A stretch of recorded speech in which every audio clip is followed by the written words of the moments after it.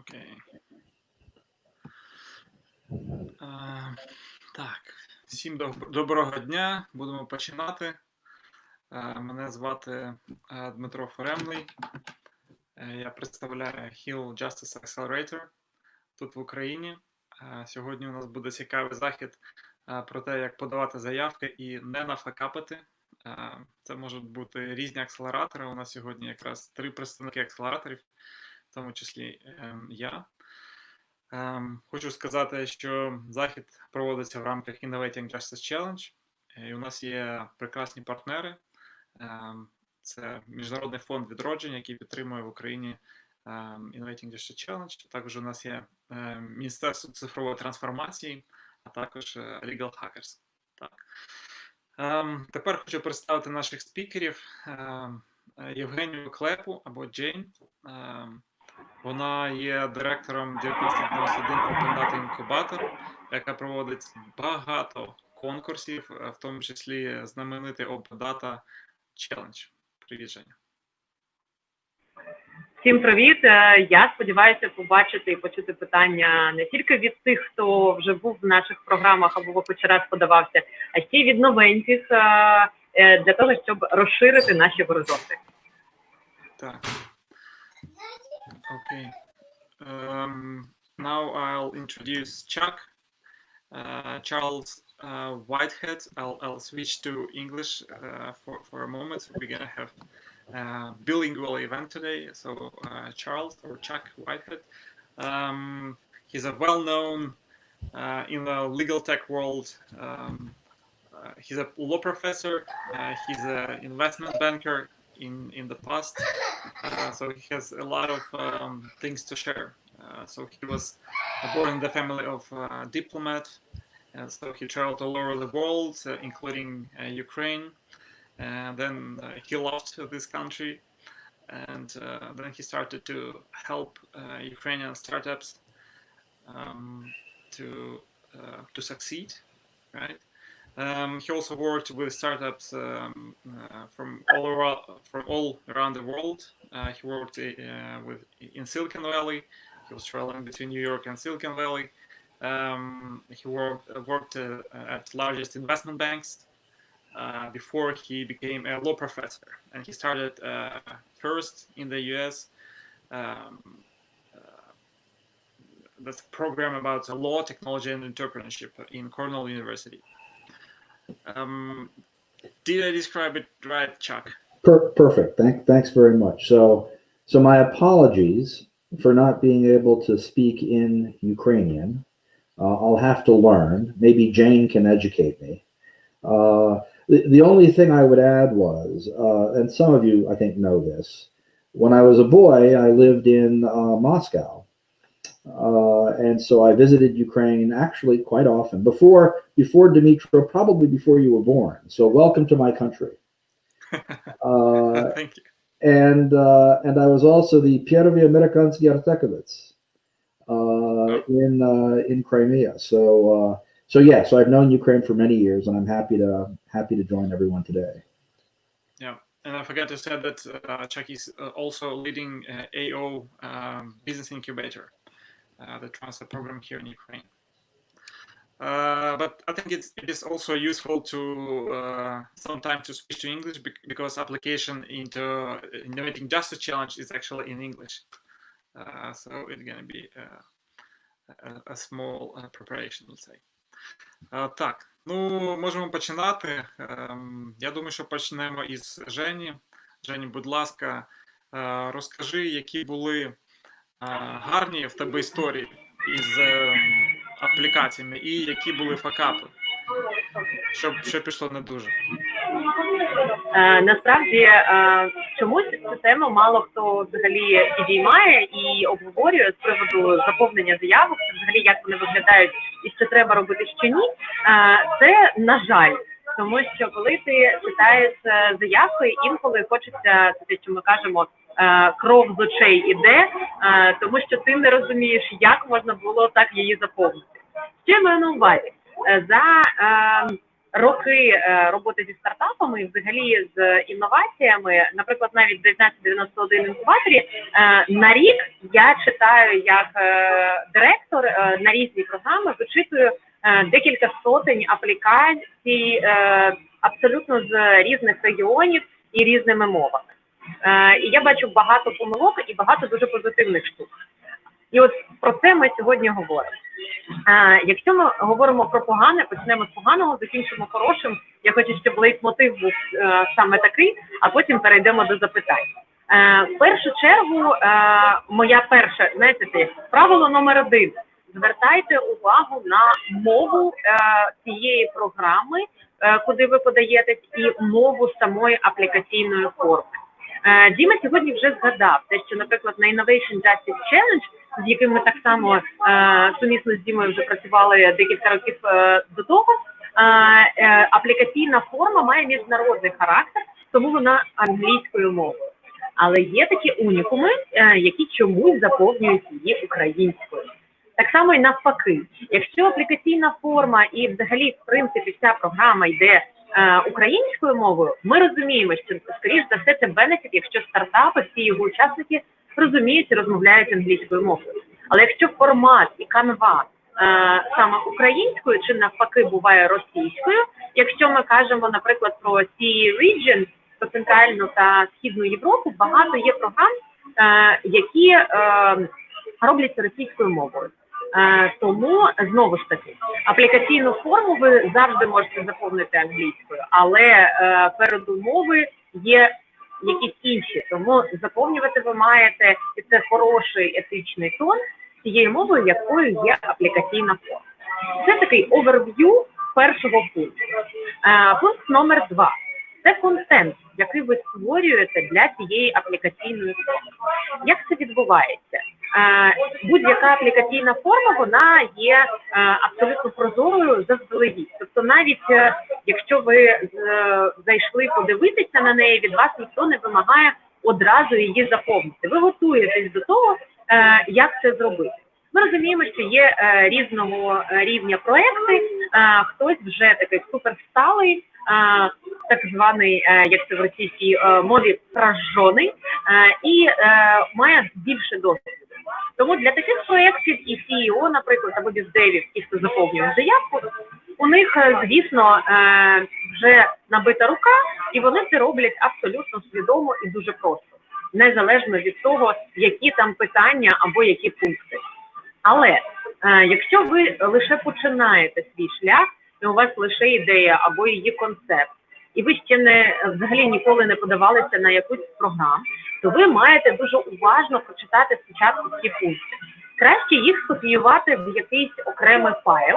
Наприклад, це може бути просто Google Doc або текстовий документ, де ви, безумовно, з ним зможете працювати. Ви туди копіюєте питання і їх розписуєте. Чому саме так? Тому що, зважаючи на цю рекомендацію, ви зможете просто копіпастити вже вичитані відповіді будь-якою мовою, тим паче, якщо ви трохи слабкі в англійській, а аплікаційна форма саме англійською, ви зможете заздалегідь ще й перевірити цей текст взагалі на граматику та вірність того, що ви там написали, на його коректність. Тому, перше, це ви можете написати в текстовому документі відповіді на усі питання, по-друге, перевірити їх на коректність, по-третє, ще раз перечитати. Це, знаєте, як напиши, перечитай, пункт 3, передивись все попереднє. Тобто, знову, прочитай і перевір. Це якраз про ваші заявки. Чому це так важливо? Тому що, коли, неважливо, акселератор, інкубатор, якийсь інвестор чи спонсор, взагалі, неважливо хто, вичитує аплікаційну форму, він, безумовно, хоче бачити дуже коротко і ємко відповідь на питання. Часто технічно організатори роблять самі поля дуже обмеженими в кількості знаків. Ви можете навіть цього не бачити фізично, коли там прописано, але ви знаєте про це, коли ви почали заповнювати, і у вас не дає дописати речення або абзац. тому що там є ліміт кількості знаків. Це означає, що вам потрібно дуже коротко і ємко описати відповідь на будь-яке питання. Яка у вас цільова аудиторія, або про що ваш проєкт, або, наприклад, якщо там стоїть, наприклад, взагалі питання з приводу вашого трекшену. Так само, будьте дуже ємкими, це називається bullet point. Тобто пишіть про головне і дуже коротко. Те, що захочуть дізнатися детально, про це вам зададуть питання на інтерв'ю. Або, наприклад, якщо є функція прикріпити pitch deck чи executive summary, про це можна почитати детальніше у інших ваших документах, які ви прикріпите до цієї аплікаційної форми. Тому, ще раз, пункт 2. Ми готуємо контент і звертаємо увагу на об'єми, якщо вони якимось чином лімітовані, і, звісно, на те, про що ми пишемо в цій чи іншій графі. Пункт 3. Ніколи не лінуватися. Що це означає? Якщо якісь пункти повторюють один одне, що мається на увазі? Наприклад, у вас є пункт про лідера команди і його контактні дані чи його досвід. І трохи нижче, десь в аплікаційній формі, у вас є вимога заповнити деталі про саму команду. Тобто, хто в неї входить, які ролі, хто ці люди, можливо, навіть посилання чи короткі CV на членів команди і так далі. Що я бачу? Я бачу те, що деякі стартапи і учасники роблять так. Я заповнив, дивитися пункт вище. Тобто, це, по-перше, неповага, по-друге, ніхто не буде шукати, що ви там написали. Ну, тобто, ми розуміємо, це те, що фізично це можливо зробити, але практично, коли у тебе кількасот заявок, якщо якась заявка зроблена не по формі, то навряд чи директор чи менеджер, який відбирає і класифікує ці заявки по першому скринінгу, буде звертати увагу на ту заявку, яка заповнена невірно, або з лінощами, називаємо це так. Або буває так, що, наприклад, є вимога написати коротко про проєкт, а стартап прикріплює туди мовчки, без всяких приміток, просто посилання. І ти навіть не знаєш, а на що це посилання? Посилання на pitch-deck, посилання на якийсь документ, де опис проєкту, посилання далеко і надовго. Тобто ти навіть не знаєш, куди воно, просто є якийсь лінк. А можливо, це взагалі фейковий лінк, який призведе до якоїсь втрати даних. Тобто просто мовчки перейти по лінку навіть ніхто не захоче. І це не ок, це теж певна неповага, і це теж некоректно з приводу заповнення аплікаційної форми, будь-якої. Навіть якщо ви зробили примітку дивитися в презентації і зробили лінк на презентацію, це теж не ок. Це знову повертаємося до попереднього, є вимога, де є питання. Я дуже перепрошую за ці сумісні звуки, але у мене такий інтерактивний фон, назвемо це так. Я дуже хочу і прошу вас, коли ви заповнюєте будь-яку заявку, просто коротко і ємко розписуйте те, що від вас вимагають, те, що від вас хочуть. Це в першу чергу повага, в другу чергу це просто нормально, абсолютно для організаторів вичитувати те, що ви пишете. Пункт 4. Це, звісно, ці об'єми, які ви написали. Це відносно другого пункту теж можна порівняти. Бувають аплікаційні форми, де немає обмежень у знаках. І, на жаль, деякі проекти цим користуються і пишуть просто есе на тему. Я саме так це і називаю. Тобто ви розумієте, що в полі не було обмежень, технічних обмежень на кількість знаків. І одне поле про опис проекту, воно розміром з 1 чи 2, а було і таке, коли з 6 листків А4. Це сказати, що це не зовсім нормально, не сказати нічого. Тому я вас прошу, навіть якщо немає цих обмежень, думайте про те, як коротко ви описуєте. Ваша аплікаційна форма, її можна порівняти з вашим пітчем, з короткою презентацією.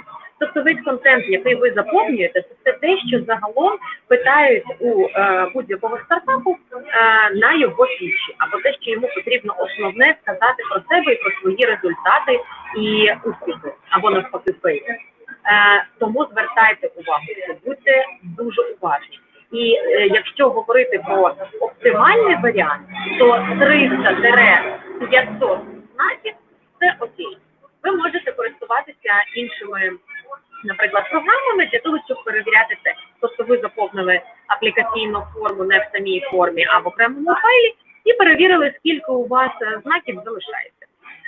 Здається, що це суперелементарно і взагалі не має відношення до контенту і рівня стартапу. Але насправді саме це є першою верифікацією адекватності і взагалі сприйняття тієї людини, проекту, який заповнив цю аплікаційну форму. Тільки після того звертається увага вже на сам контент, що заповнено, на їх результативність. І отут ми переходимо до наступних пунктів. Другий блок – це якраз, можна сказати, дуже суб'єктивно на адекватність саме вже самого сенсу проекту, його смислового наповнення і його результативності.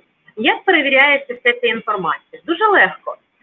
По-перше, були і не раз такі історії, коли заявка скопійована звідки. Якщо ти бачиш суперкруту заявку, ти її перевіряєш. Перевіряєш двома способами. Або ти хочеш детальніше поспілкуватися з цією командою, або, наприклад, ти її просто копіпастиш в інтернет і виявляється, що цей текст скопійовано з якоїсь статті або взагалі блогу на Medium абсолютно іншої людини. І такі випадки є. Тому схитрувати тим, що ви дуже красиво пишете і професійною мовою, не вийде. Всі ми розумні люди, і це можна перевірити. Тому, будь ласка, не думайте навіть про такі варіанти і заповнюйте краще гірше, але це буде від вас і це буде правда, аніж те, що вас просто забанять. Тому що я, наприклад, скажу з досвіду інкубатора 1991, як ми взагалі працюємо з такими проектами. Безумовно, ми їх не пропускаємо на наступний етап. Якщо брати за основу те, що з ними відбувається, це свого роду такий бан-лист. Якщо ми бачимо, що ця людина або проект подаються на інші програми, або ж знов десь фігурують як потенційні учасники, ми їх просто не допускаємо. Тобто ми їх навіть не розглядаємо і не витрачаємо час на повторне вичитування і спілкування з ними, якщо вони себе зарекомендували негативно. Є інша сторона. Буває так, що написати красиво людина не вміє. І в команді немає такого спеціаліста, називаємо це так, тієї людини, яка відчуває, як красиво себе продати. А ми ж всі розуміємо, що аплікаційна форма – це не тільки контент, а це свого роду продати проєкт на програму. Тож тут є оцей скіл, де ви можете написати не дуже гарно, але ви можете написати реальну справу. І це буде найкраще. Чому? Тому що коли ви переходите на наступний етап інтерв'ю, а частіше за все саме після першої верифікації онлайн-форми, іде інтерв'ю. Буде воно в офлайні, чи як зараз це онлайн, це вже інша справа, але з вами спілкуються і задають питання організатори цієї чи іншої програми. І от на цьому моменті стає дуже зрозуміло, наскільки взагалі ця команда coachable, наскільки ця команда готова комітитись, наскільки ця команда взагалі готова працювати і розуміє, про що говорить і про що їх проєкт. Це контраст, про який я кажу. Тобто, якщо ми прорезюмуємо цей пункт, є команди, які дуже гарно пишуть, але з іншої сторони, ці проекти є вигадкою або копіпастом з взагалі інших людей і команд. І є інший варіант, коли може бути заявка трошки крявенька, але дуже правдиво написана, але коли ти спілкуєшся з цими командами, ти розумієш, що там супер мотивейтед люди, там супер класні ідеї, і вони просто не мають досвіду для того, щоб продати свої ідеї. Тому вона не дуже якісно заповнена з точки зору подачі інформації. Але сам проект потенційно супер цікавий. І таких кейсів дуже багато. Тому для мене цей факт, там гарно написано, красноречиво, чи не дуже, це не останній факт, який є в аплікаційній формі. Якщо ми говоримо саме про форму аплікаційну як заповнення, як процес заповнення, то тут, скоріш за все, я більше не дам ніяких вам порад, але тут я хочу перейти до, скажімо, позитивних моментів, як можна нівелювати ті чи інші речі. Ви розумієте, що ви можете проресерчити, як відбувається відбір проєктів. І ви маєте це зробити заздалегідь. Тобто, що мається на увазі? У кожної програми, це буде Innovating Justice Challenge або якась інша програма, у неї є етапи відбору. Тобто є call for proposal, де ви подаєте свої ідеї, де ви заповнюєте ці заявки. Після цього, скоріш за все, йде наступний якийсь етап відбору. Яким чином він відбувається? Оце ваша задача заресерчити і зрозуміти. Що це означає? Тому що є програми, де відбираються заявки виключно онлайн, а потім йде якийсь ще додатковий конкурс. У нас, наприклад, це залежить від програми 1991. Загалом маємо 3 мінімум етапи відбору. Перший – онлайн-аплікаційна форма, про яку ми з вами поговорили. Другий фактор – це інтерв'ю з самою командою, з шорт-листом. Точніше, це лонг-ліст проєктів, яких верифікували після онлайн-аплікейшн. І є третій етап, точніше він був і є, але раніше він був офлайн, зараз ми це проводимо в онлайні. Це свого роду такий там інтенсив, хтось робить хакатони. Тобто ми краш-тестимо ідеї вже цілком командами і менторами. Тобто тут включаються в процесі інші люди, не тільки команди самої програми або акселератора, а ще й експерти, яких ми запрошуємо. І вони допомагають розібратися з проєктом, з їх інсайтами і челенджами, і наводять їх на певні думки, намагаючись це зробити, щоб вони правильно думали, назвемо це так. І ми отримуємо фідбек потім від цих експертів. І тільки після цього команда може бути відібрана, чи навпаки не відібрана з програми. Загалом ми так працюємо, і я знаю, що там більшість програм, акселераторів, вони так само проводять ці етапи верифікації і перевірки. Тому заявка – це лише перший крок. І він має бути настільки ґрунтовним для того, щоб ви перейшли далі. І ви маєте розуміти це загалом. Тож, я бачу, що у мене так часу вже небагато, тому давайте переходити до запитання. Я сподіваюся, що вони будуть, і ми якраз ще розгорнемо цю тему. Діма, тебе не чути, у тебе вимкнутий мікрофон. Окей, дякую. Дякую дуже, Женя. Чудово розкрила тему. Прям, я не знаю, можна книжку з тебе писати. Guidelines. Так. Okay, so now we turn to Q&A session, and I have a first question to Jane. I was wondering, like you explained everything very thoroughly. Did you have any fun applications that actually made you laugh? You know. I have not a fun application, but I have fun some like polls in this application because, for example, we have different pictures, even not funny, but even creepy pictures. For example, when we describe our team.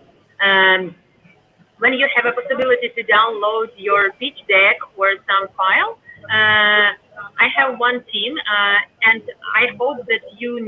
No. I don't mention this team because you know that. Because you know this team, and not only you. I think it's a famous startup now, but at their first time, they are so creepy applications, and they have like a Photoshop picture with their faces on super creepy background of even not superheroes. It's like some animals, and it was really creepy. Don't do that. Don't do that, guys. It's not creative. It's holy shit. Sorry. That was really worst idea. So if I can ask a question, Jay. So first, I understood about half of that, so it was quite comprehensive. How do you feel about people that contact you through LinkedIn, or people who go outside the normal application process? Maybe they get your email address, or maybe they have some other way of contacting you and call you directly and say, hey, I want to apply. Can we talk about this? Do you view that as a good thing, not a good thing? How does that factor into how you think about applications? Actually, it depends. Really depends, because it depends, first of all, upon tone of voice. Because if we speak, for example, about message that we receive, that we have an application and we fill it or recommend that how it can be filled, I discuss it with a potential team, for example, and I can do this. But for example, if we have in application some incorrect information or some not very polite information, it can be a problem, of course. Yes.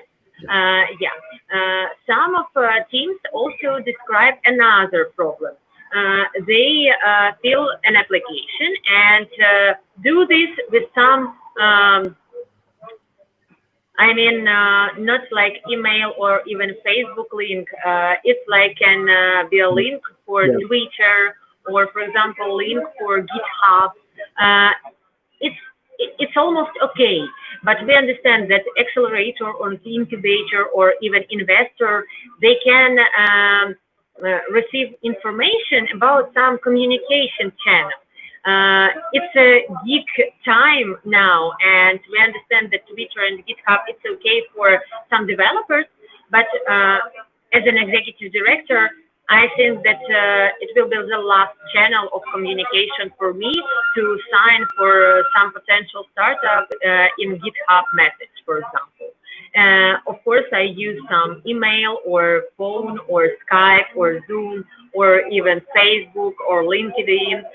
It depends, of course, but no, I don't use GitHub for communication with startups, for example. But I have some experience when they fill the form as a contact this list. Yeah. Interesting. What about you, Chuck? Do you respond to this kind of emails or phone calls? I'm nervous about answering, because if I say yes, everyone will contact me. But in fact, we'll have to share your email. It's in fact, I do get contacted often through LinkedIn, through our Facebook page, because I'm a university professor. Sometimes people even can find my university email address. It's fine. But as Jane is saying, right, it's really a reflection of the team and how professional the team is. If it's a professional note, then actually it can be quite useful. It shows that they are dedicated and focused. They are not just simply doing some sort of form. They really are interested. We've even had teams, and I'm not recommending this to everybody, we've even had businesses that we've rejected, where the person writes back and said, hey, how could you reject us? We're that good. And we will have some interaction with them. And maybe not that round, but in the next round, we'll admit them. Because again, they are focused. They are continuing to work hard. Sometimes it's because they did not understand what the form was asking. And so by communicating, they get more information. The truth is, and I'm sure this is true with Jane as well, I read every application 2 or 3 times myself. And we have a team of others looking at them as well. One time when I was in Kharkiv, I told this to the audience, and one man stood up and said, well, then you must remember me. And he began to describe his application. Now, shockingly, I did remember him.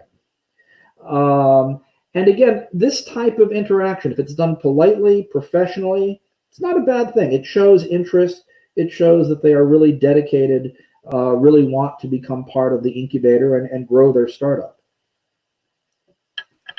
And also, I want to add that it's really a problem when, for example, you met earlier with the team or the founder of this or those projects, and when you have the next stage after application, I mean interview or something like that, they have some unfamiliar character of communication with you, but it's formal interview with you or someone else.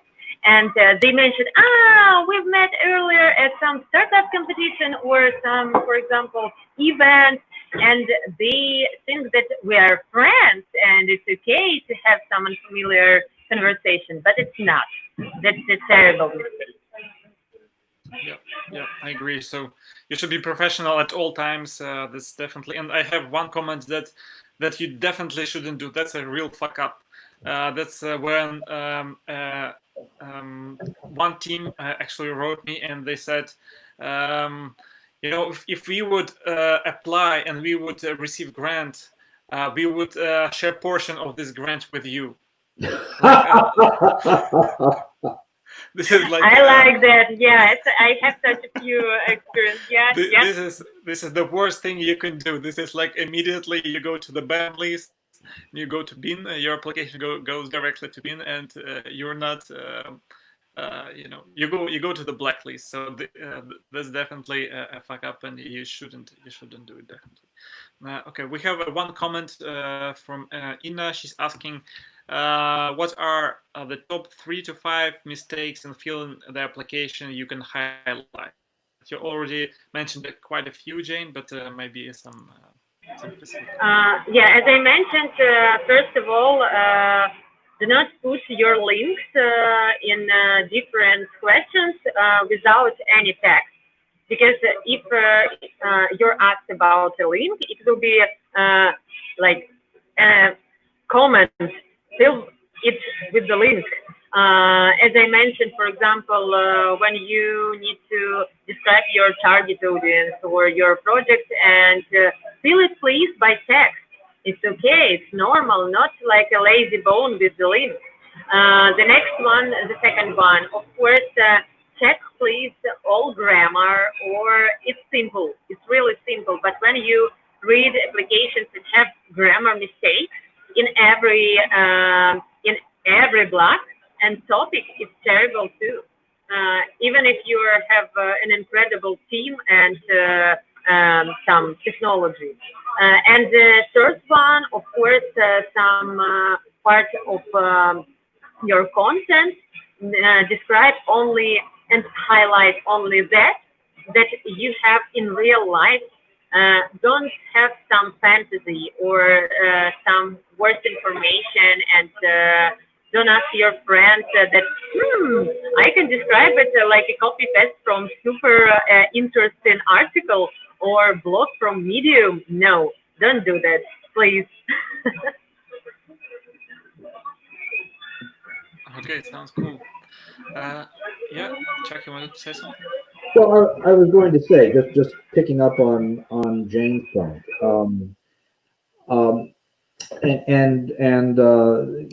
this really goes to one of the key things in an application, and Jane talked about this. Команда. It's team. It's critical, and to the extent that you are doing something in your application that shows that you are not serious or focused or dedicated, it's really bad. It could be, as Jane is saying, not checking grammar. It could be bad links. It could be unprofessional statements. It could be trying to bribe Dimitro. But all of these things reflect on the team. And I've always said, if I have a choice between good tech and a good team, I will always pick the good team. And that's very much the purpose of these applications. We are trying to assess the team. So that I think is a common theme throughout the application process. Yeah, thank you.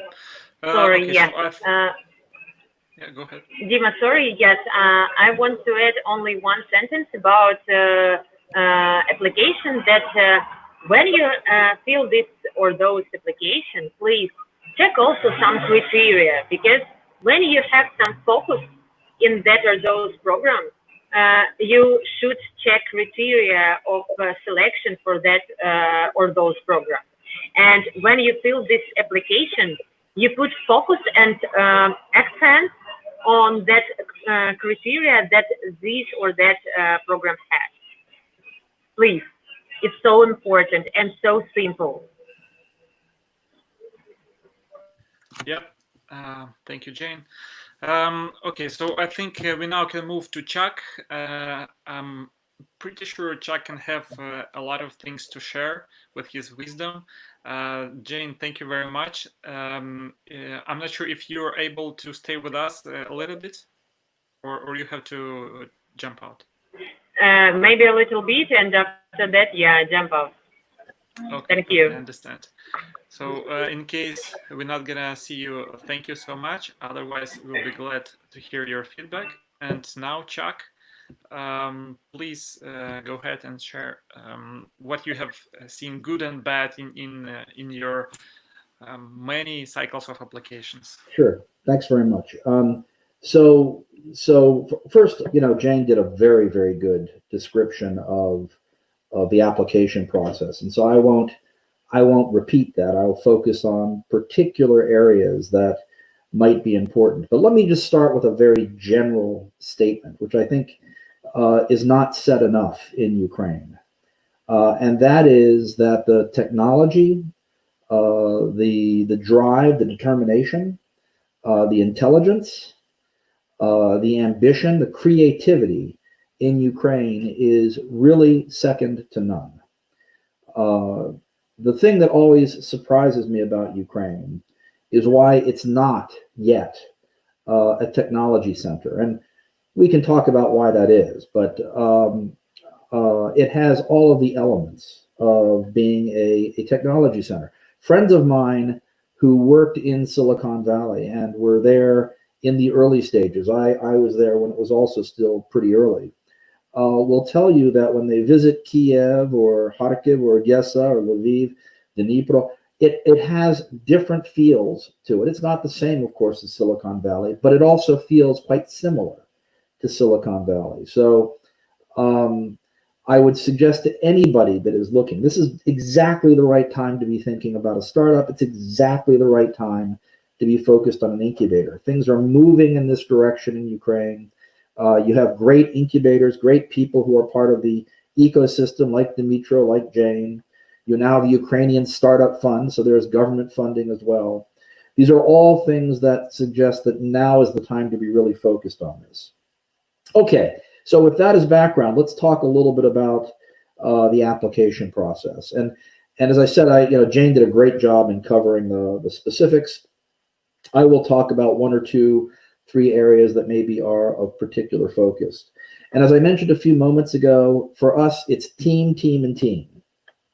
We're very focused on who the team is. And the reason is simply because we expect that after you join the incubator, your business model will change. It's very likely that parts of your technology will change. Even if you think you have an MVP, we would expect that to also change, simply because the way you think about your business, the way you think about your market will change. So these are all things that we expect to change over the life of the incubator and beyond the incubator. What's critical throughout this entire process is that you have a strong team, a dedicated team. The team will change too. The team will become more experienced. Maybe some people will join, maybe some people will leave, but there needs to be a core focus and a core dedication in order for the business to succeed. And so when we're looking at our application, and I will say this is true of most US incubators. Our incubator is in Ukraine. We think of ourselves as a Ukrainian incubator, but we model our application process off of what we see in Western Europe, in the United States. And our real focus, again, is on how strong the team is. So what do we mean by that? Well, We're looking at your experience. You know, what sorts of work have you done before? We're looking at your dedication. You know, the fact of the matter is you may have done 3 or 4 startups that failed. That's okay. We're okay with this. It shows that you have experience. It shows, we hope, that you've learned from your mistakes. It shows that you're dedicated to this idea of creating a new business. And you know what? If you failed in these 3 or 4 deals, these 3 or 4 businesses with others on your team, it's even better.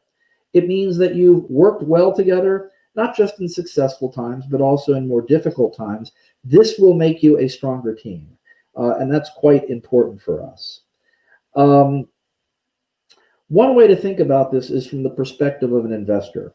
And I do this when I'm talking to teams within our incubator. You know, my background is as a banker, as an investor.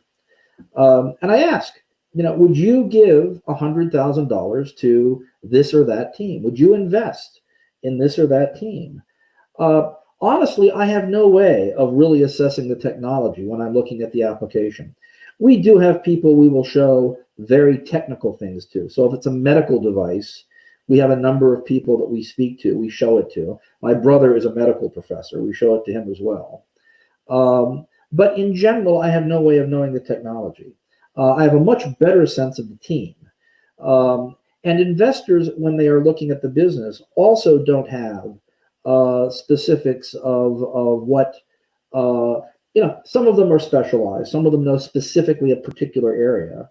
But many of them at this early stage don't have that specialization either. They're focused much more on the team. It's even more important when the investor is non-Ukrainian. If I'm sitting in Boston or New York and I wish to make an investment into Kiev or Kharkiv, this is a team that's, you know, 7, 8 hours away by time zone. I need to be comfortable that they are just as dedicated in getting this business done as I am dedicated by committing capital to this business. So team, team, team. These are critical things. And everything about your application should be highlighting how strong the team is, what makes you particularly unique as a team, the skills you bring. It's very common in Ukraine for people to put these long CVs. I'll see these on decks where it'll be like 6 photos and then 2 or 3 paragraphs underneath. And very often the paragraphs start off with academic achievements. PhD in this, master's in that. Honestly, I care about none of this. What I focus on is I say, look, across this team, what are the 3 or 4 things that make you as a team able to get this business done? What is it that's going to make, as a team, it possible for you to succeed, to take the technology, to take whatever the product is you're developing and turn it into a successful business? So that's number 1 in terms of focus. Secondly, you know, and I'm sure many of you have been online, or you've been in incubators, or you've gotten some other experience. You know, people always talk about the pain. What is it? What is the pain that your customer feels? What is the market that you're looking to go into? How is it you're going to address the concerns? Obviously, these are important, but just as important is what makes you unique. That doesn't mean there aren't competitors. There's often a fear, and I've seen this in applications. People don't like to admit that they know there are competitors. That's okay. Competitors are good. In fact, if there are no competitors, it's a signal to me that there's a problem. You know, nobody is so good. Maybe there's someone out there, Steve Jobs. But as a general rule, no one is so good that they're going to be the first people to find some particular demand in the marketplace. So the fact that you might say, well, we have no particular competition raises more concerns for me than if, in fact, you acknowledge, yes, we do have competition, and here's what makes us unique. And you want to spend time on this. And it's not just unique in Ukraine, it's unique globally. Now, a common thing I hear in Ukraine is, well, hold on, I'm in Kiev. You know, how can I speak to what's unique in, let's say, Chicago? Or how can I speak to whether or not my particular product will have an interest in Boston? And there are a couple of answers to this. One is Google. I cannot tell you how many times I've had Ukrainian teams tell me they have a unique product, and literally as they're talking to me, I go on my phone and I Google 5 other products that compete directly with them. It goes to seriousness of the team, right? Again, I'm not worried about competition. I'm okay with competition. It goes to the seriousness of the team. If it takes me only 5 minutes on my phone to do this, why didn't you do it? But it also goes to this more specific question. Why is it you think you should be doing this business? Again, what is it that makes you particularly unique? The answer may be, well, we just do it better. That's okay, right? We're okay with we do it better. We do it cheaper is usually not a good answer. And that's because even though it may be true that things are less expensive in Ukraine, they're even cheaper in Cambodia and maybe even cheaper in India. And so simply focusing on cost is usually not good enough. But saying, look, there are 6 other people out there that do this. We happen to be better at it for these reasons. That's good. It tells me that as a team, you focused on the competition. And as a team, you focused on what gave you a particular edge, something that made you particularly interesting. And you've addressed it. And it's now something that at least I can think about when we're taking a look at your application. You do want to, I will tell you, by the way, I mean, you do want to focus on the market as well. And you want to be thinking a little bit generally about the market when you're thinking about, for example, what it is that you're competing with. If you don't have the ability to go online, or let me say it differently, if you don't have the ability to, feel comfortable that you've gotten a good sense of the market by simply going online, one other thing to think about doing, this is probably more true in the United States than in other countries. See if you can find people, maybe through LinkedIn, maybe through Facebook, and send them emails. It shocks people in Ukraine to hear this. But sending someone an email that says, look, my name is Sergey. I have a startup in Kiev. We are doing blah, blah, blah, and we'd like to work with you. Or we are developing this particular product. We think it might be of interest to you. Or we'd like to figure out a way to perhaps cooperate. The truth is, not everyone will answer you. But you'd be surprised how many people do. You want to say quite clearly, I need your help. The word help has some sort of psychological trigger for Americans. You can help me in this way. We'll more likely get a response. It may not be a very lengthy response, but it's a response. By the way, simple email. I made this recommendation to a team in Kharkiv once, and they showed me the email, and it was something like 5 paragraphs long. And it started out, Dear Honored President, we greatly admire, no, forget all this stuff, right? Very simple. Hi, we've looked online. It looks like you have an interest in this area. I'm developing a startup. Here's the product we do. We're anxious to access the U.S. markets. Can you help us? Sincerely, Sergey. You will be surprised how many responses you get. The teams in our incubator are always surprised. They will get a 30 to 40% response. And that will also, in addition to going online, that will also give you a much better sense of the market. This is ultimately a business. And so it may in fact be the case that you are directly conflicted. It happens. The product you have is, for whatever reasons, just not as good as what's out there. Don't hide from this. Investors will figure it out. At some point, people that you work with in the incubator, others that you might partner with, will figure it out. Don't hide from it. Embrace it. Understand that there is this competition, and then think about ways to adjust in order to address this this potential for competition. Think out of the box. We had one team that had developed a technology for drying fruit and vegetables and meat. It was a heat technology, and using this heat technology, they were able to retain more minerals and vitamins. And at lower cost, they were able to dry fruit and vegetables and meat. And it was quite a strong technology. They showed me why they were the top in this particular area. And I asked them, What about freeze drying? And they were shocked. You could tell they had never thought about freeze drying. How do you compare to freeze drying? Because from a competitive standpoint, it's not just whether or not it's a similar technology or a similar product. It also is whether there is anything out there that addresses the particular commercial market that you are focused on. And so you want to think about this. It doesn't mean if there is a competitor that you're necessarily dead. Again, embrace it. Think about what aspect of what the other person is doing you could do better, and use this as a way to show that you're unique and as a team that you're focused on creating a successful startup. Let me just mention one other thing, and that goes to things like pitch decks or the application in general. Spend time on these things. If you have to, make drafts. Make 2 or 3 drafts. If you have friends, show them to your friends.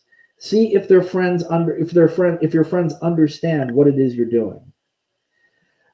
We will get applications where it's clear someone spent 10 minutes on it. I think it's not because of disrespect. I think it's because they don't fully understand the purpose of the application. We will also get the same person applying 4 times for 4 different products, 4 different businesses. Again, usually very, very short. And I think what's happening in those cases, although I've never asked, is they're trying to impress upon us how serious they are as entrepreneurs and how much great technology and how many great products they have and how strong they are and how committed they are. What it really tells me is they're not focused. It tells me they did not spend the time to really focus on one product, on one business. That doesn't mean that the other ones are bad, but at the end of the day, team, again, is important. Focus is important. And so pick that one business that you think makes the most sense, really focus on the application, really make sure that you're able to present why your team is better able than others to be successful in this area, and put the other 3 projects aside. Come back to those in the future if you need to, but really focus on the one that you think you're going to be the most successful at. That will make your application, rather than looking unfocused, which is what it looks like to me, it will make it look like you're very focused and you've really thought about this one business, you and your team, and are more likely to be successful. Okay, I don't want to take up too much time. Are there any questions, Dimitra? Yeah, thanks a lot, Chuck. That was very helpful, and it actually all applies to our accelerator, what we're doing too. So thanks a lot for that. I can't have put it better. We have a few questions, and one is from Anton Krasnov. He says, is it professional to request feedback if your application got turned down, or does no means no? Yeah, so we don't have the ability to give a lot of feedback. I wish we could. And that's simply because we get so many applications.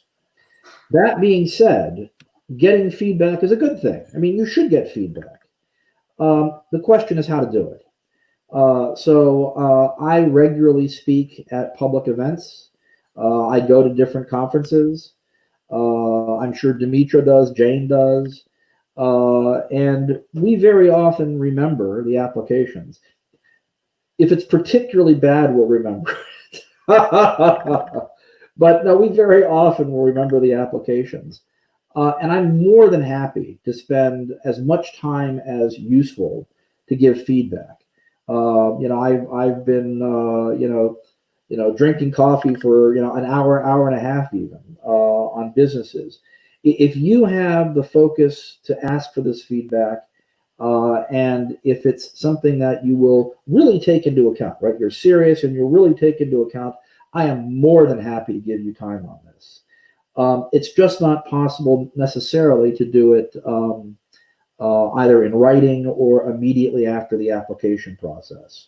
So this is a very long way of saying yes. In fact, I mentioned, and you may have missed this, we've even had teams that have come back to us and said, hey, you made a mistake.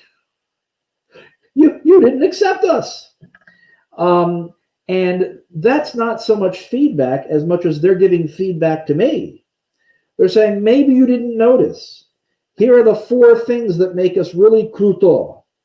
Our team is this, our technology is this, our market is this. I will look at all these things. I think most people will. We're trying to come up with a good set of teams that will work well together. And so if it turns out that you have, some really cool things that maybe weren't properly brought up, mention them to us. Certainly, I'm sure this is true with Dimitro, Jane as well. We're more than happy to take a look at these kinds of things. So yes, feedback is great. It's really a question of the timing and how you get the feedback, but it should be an interaction. By the way, I should also mention, if you get turned down, reapply. We noticed this. We have a team in this cycle that was turned down the last cycle, reapplied, and we looked at the application. It was clear he had continued to work, and so we accepted him. Actually, the last cycle, the same thing. We had one team that had applied, and honestly, without going into details, I thought it was the weirdest product ever. And apparently they had come to realize this too, and they took the same technology and shifted the product. And we could tell again, they had been working on it, really spending time, and so we accepted them. And so feedback or not, don't be afraid to apply again. Don't be afraid to continue to work on the project. And again, if you can grab any one of us, Dimitro or Jane or myself, don't hesitate to ask for feedback. Yeah, that's a good one. Okay, just give me a second. I have my daughter coming here. She wants to say hello. She wants feedback. She wants to give feedback. Yeah, she definitely wants some feedback and some attention. As for this question, is it professional to request feedback if your application is turned no? I definitely say yes also.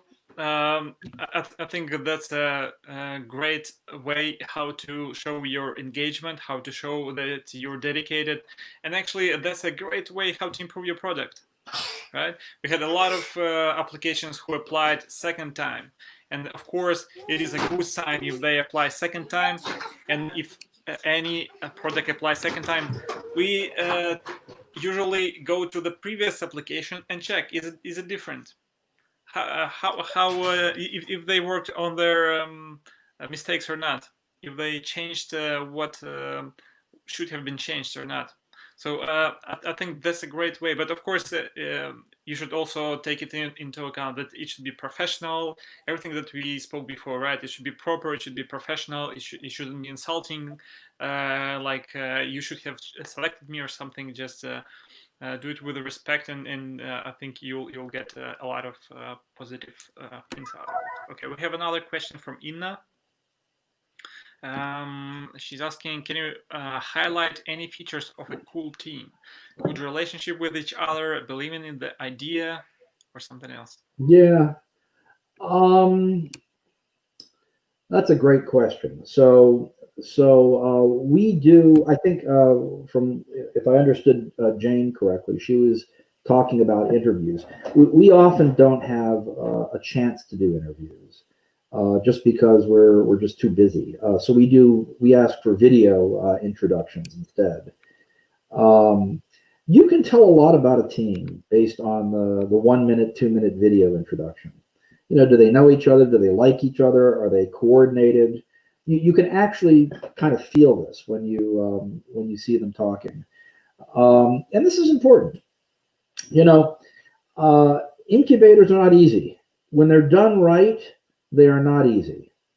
They are constantly challenging you. They are constantly changing the way in which you think about your business.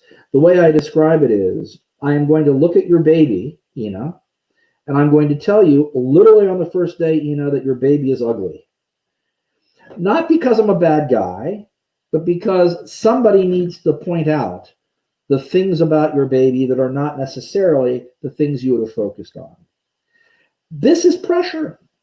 And if the team is not able as a team to withstand this pressure and to work together, it will fall apart. Now, that's not necessarily a bad thing. We had one of our teams collapsed in the middle of the incubator, absolutely collapsed. And the CEO came to me and said, well, maybe we need to withdraw. I said, no, this is exactly the time to rebuild. Thank goodness, and this is what the CEO thought, thank goodness that the team collapsed in the incubator, because God forbid, 6 months later, when they're talking to distributors or they're talking to investors, the team had collapsed. That would be much more difficult. So even if we might think that this was a cool team or a dedicated team or a focused team, there's still a risk that things will fall apart. It happens. I will tell you, one of the cooler things that I like when I look at teams, but there is no magic formula for this, is I do like to see two things. One, a kind of variation in terms of experience. If you are doing, for example, a startup that involves human resources, I would like to see one of the team members have real human resources experience, not just tech experience. If you're doing something involving real estate, the same thing. It may not be a founder, maybe it's an advisor, but you really are looking for this. We had one team that was doing technology, and it was basically a bodysuit to help blind people know what was around them. There was not a single blind person on the team. I said, what do you do? Close your eyes? That doesn't work, right? You need an advisor. You need a team member who's blind. You need this because they, more than I, more than you, will understand the value of what you're doing and help you to think through the market, not just the product, but the market and the people that you're ultimately going to try to sell to. So this type of variation in experience and different backgrounds is a good thing. So that's one. The other thing is focus. Now, the truth is in Ukraine, and this is different from the United States, people usually have other jobs, and it's because the economy is different in Ukraine. It's very common for people to be very proud. They will come and say, we started on this project 3 years ago. You have to realize in America, if you say that you've been working on a startup for more than 2 years, and you're just now applying to an incubator, you're dead. So one of the things I will tell the teams we admit is anything that is more than 6 months old, get rid of it. It's interesting, but get rid of it. It's just completely, it's difficult for Americans to understand, for non-Ukrainian investors to understand. So we're looking for dedication. And what that means is, okay, you may have other jobs, you may be a student, you may have other responsibilities, but is there a way you can demonstrate that you are really dedicated to this as a team? You work together, you've traveled together, you've done other things involving this particular business that again evidences some sort of dedication. Quite important.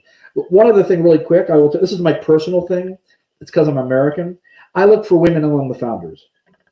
I would prefer in fact, I will lean in the direction of businesses that have more than 50% women among founders.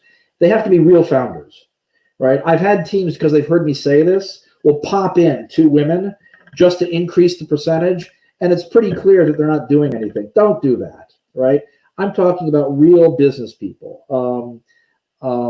It's appealing not just to me, but also it's appealing to investors outside Ukraine.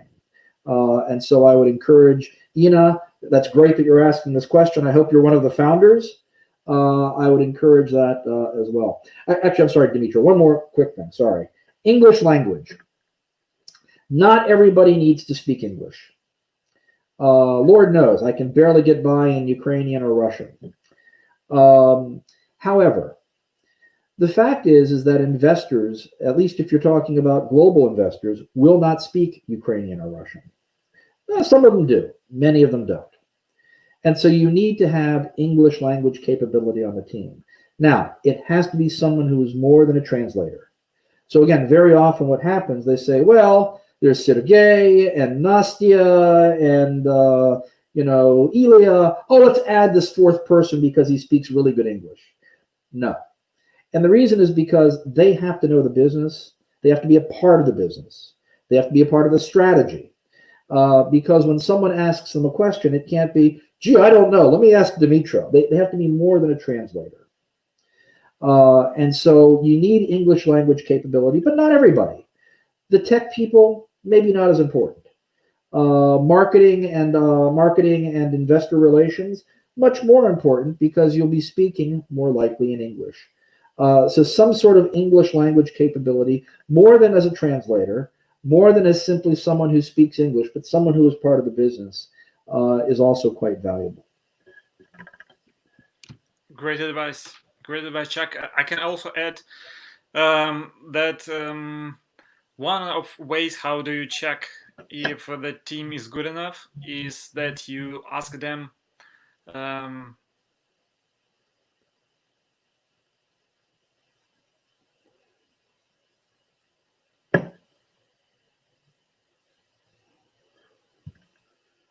I think we lost Dimitro on the internet.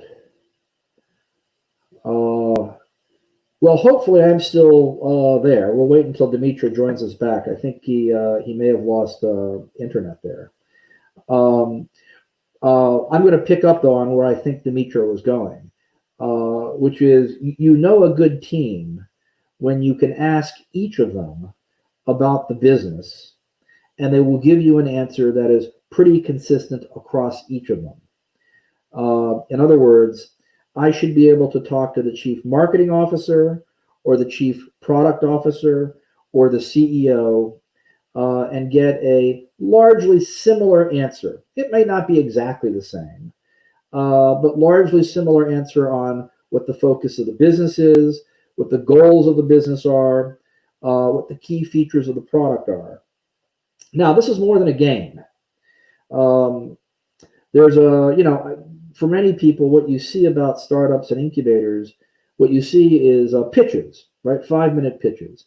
And it looks very artificial, right? Someone goes up there, they dance around for 5 minutes. Usually they are very, they're almost acting. In some cases, they've memorized what they're saying. Nice slides in the background, nice pictures, and then people ask questions.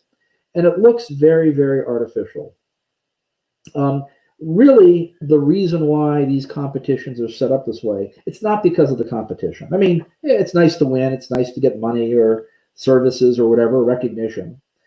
But the real reason why it's set up this way is because when you're dealing with customers or distributors or investors, you must be able to take a very complicated idea and collapse it into 5 minutes.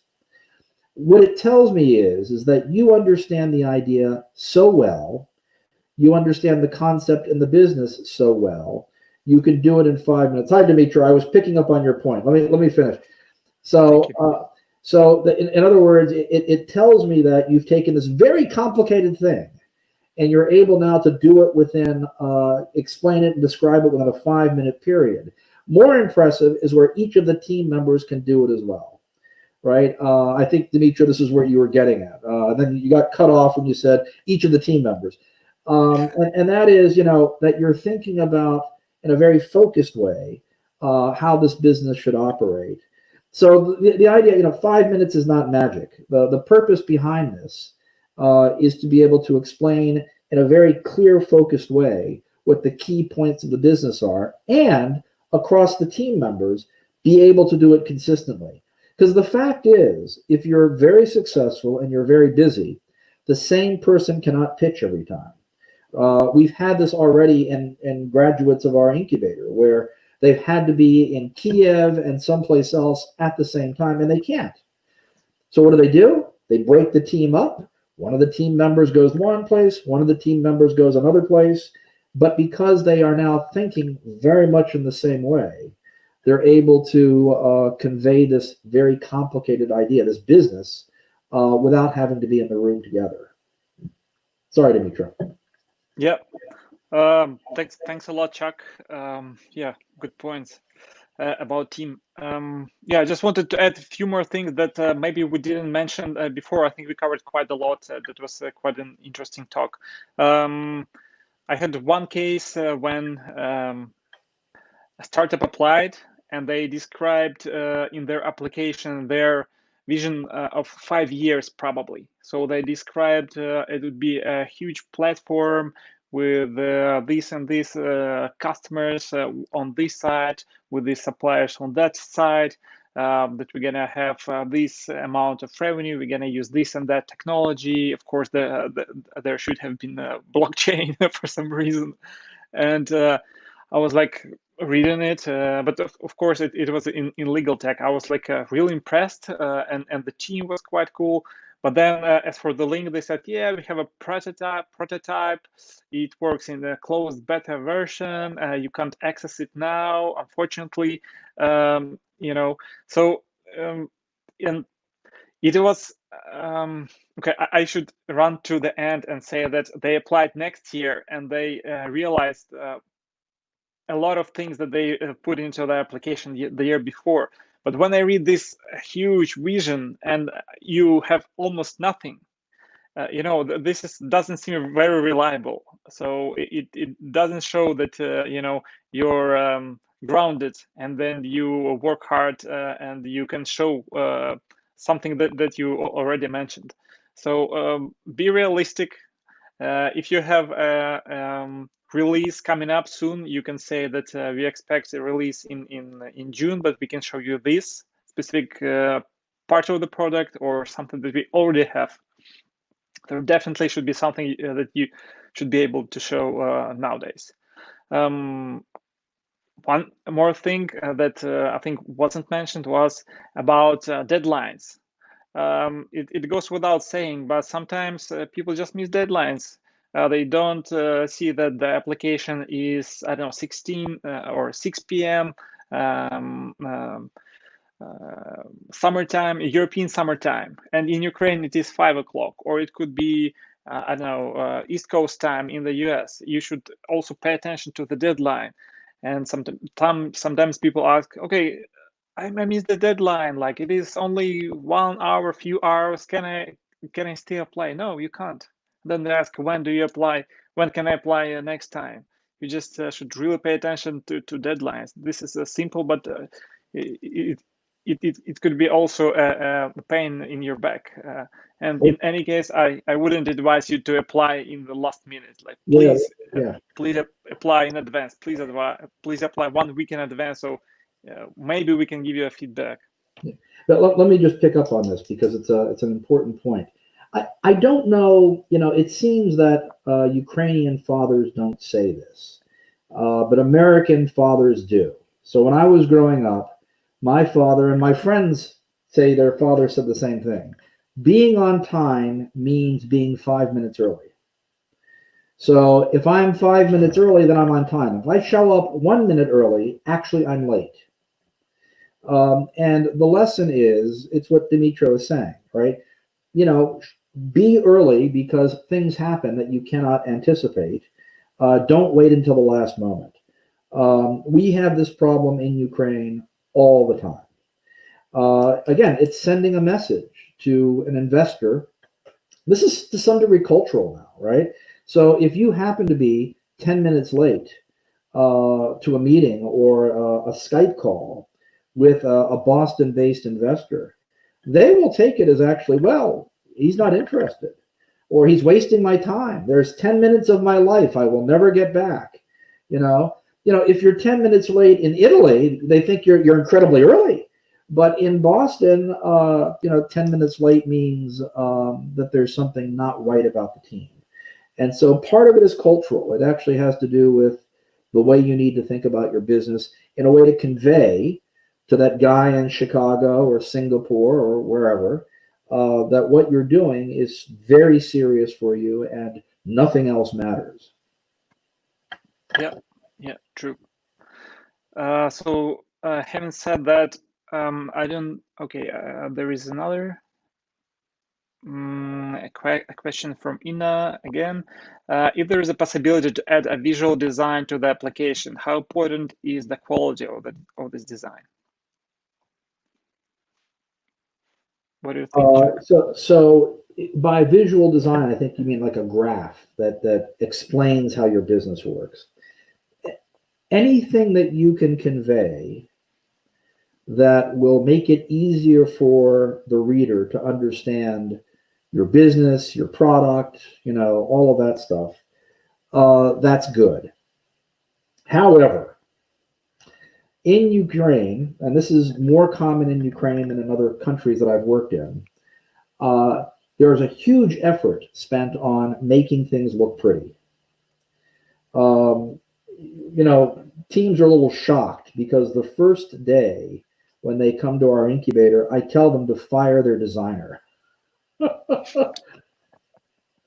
and I said, look, there's a time for design and there's a time to make things look good. But at the end of the day, our focus is on the substance. Is what you're doing a good business? Is what you're doing something that makes sense? And from that perspective, the design can be a distraction, actually. In other words, it can actually take away the focus from what it is you're trying to convey. So if it's a simple graphic and it's able to convey the business or the product or whatever it is in a way that is perhaps more effective than simply writing it down, sure, why not? But if it's a graphic that you want to include because it has nice pictures and colors and whatever, no, right? It's not going to help. It may hurt because people will be trying to understand the substance. They will not simply be impressed by the beautiful colors and the graphic design. Yeah, good point. And in a lot of cases, there is no way how do you add design. For example, in our previous year's application, it was only a text application. So you were limited even in number of words that you can put into one field, and there was no possibility for design. But this year, for example, in Innovating Justice Challenge, we have an option that you can upload your pitch deck. And yeah, you can do that. And of course, good design is better than bad design, right? So if you apply something, make sure it is not cluttered, that it looks very simple but intuitive. It doesn't have a wall of text on it. So it just should only add to your textual application and not clutter it. I should mention if I can. So it's very Sure. funny. Before joining Dimitra, I was actually meeting with some of our teams in the incubator, and in fact, things that look really good in design are not good for decks sometimes. I don't know why, but the teams that I've seen, they like dark colors. Maybe that's the cool thing right now. Well, when I print them out, and I will show you, I have a Wall Street style printer, right? So this is not some garbage. When I print them out, they're very dark and very hard to read and very hard to put comments on. And so that's not really related to the application. But when you're doing decks, keep in mind it's not just what's on the screen and what looks pretty. It's also what looks good when you print it out in black and white. And so very often we will tell the teams, lighten up. If you're going to use color, that's fine. We'll use yellow, use light blue. Don't use black, things like this, simply because not everyone prints in color. Yeah, good one. Okay, now I think I can also switch to another important topic that I wanted to raise is that we have an Innovating Justice Challenge going on here, and you should apply. Feel free to speak in Ukrainian, Dimitri. Don't. Oh, I'll switch because they need to apply in English anyway. Okay. They should apply in English anyway. Okay. So yeah, if you have a legal tech or justice innovation or in general innovation that solves problem, legal problem of a person or a small and medium business, you should apply before August 5, but actually you should apply earlier. You should apply now. You should at least go and check the application, because we mentioned a lot of fuck-ups, but you can avoid them. You just go open the application right now, you copy the text, as Jane said, you work with it with your team, with your copywriter, and you can ask me any question you want. Just don't try to bribe me. If something is not very clear, just ask, okay, what about this question? Just send me a message on Facebook or Telegram. I'm available there. Just what does it mean? Is it proper that I'm saying or not? Like this, like general questions are welcome. And I should say that this is the 5th year of Innovating Justice Challenge. We already had 4 cycles in Ukraine. We get great fellows, including those who are now very famous. They were not so famous when they applied. For example, Xdraft, Open Databot, Sudna Doloni, Patent Bots, Kursi, Airlaw, and others. We already gave away 170,000 euros in grants. So this is one of the accelerators that is non-profit. So we don't take equity because we are working for the impact. So we're trying to help you to solve problems of people and small or small and medium enterprises. So if you're solving a problem, you could apply. What you can get is 10,000 euros, maybe more, it depends. Maybe you can apply to the Justice Fund that we're about to open in, I think, by the end of the year. Of course, you get intensive local training with local trainers. You get, if you're one of the lucky who get the grant, you also go to international part. You also get a training for international trainers from all over the world, from huge companies to NGOs to justice sector on different topics, depending on what you need. Yeah, and we select according to a few criteria. Jane already mentioned that there should be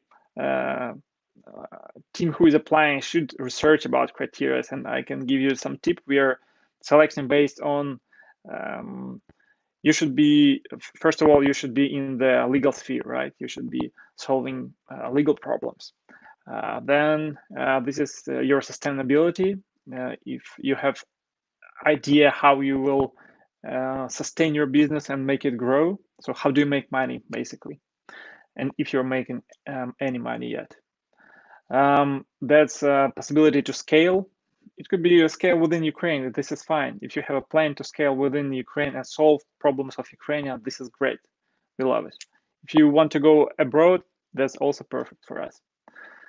And then impact, of course. That means that should somehow positively impact people or small and medium businesses. And last but not least, of course, that's team, right? We assess team. We were talking about team a lot, and there is a specific questions about team. How are you dedicated? How much time you spent? These kind of questions on the application form. So if you feel you still have any questions, you can contact me. I think we had a lot of great advices here how to make a really good application and not to mess it up. And yeah, I think we covered quite a lot, and it is already more than 1 hour that we're online. I think we should go back to our families here, and I want to thank Chuck once again.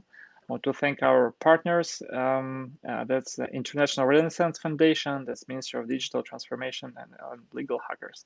Of course, Chuck, thanks a lot for joining. Thank you. And giving great advices. Thank you so much. Yeah, have a good evening. See you.